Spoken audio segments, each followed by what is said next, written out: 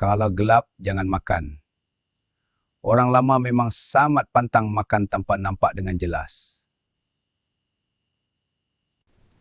Mereka kata makan dalam gelap boleh termakan benda yang tak sepatutnya tanpa kita sedar. Dulu tiada lampu terang, serangga, kotoran boleh masuk dalam makanan tanpa kita nampak.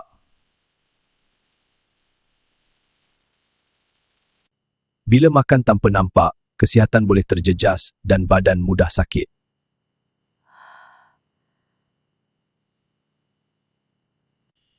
Orang lama ajar makan biar terang dan jelas, supaya kita lebih berhati-hati.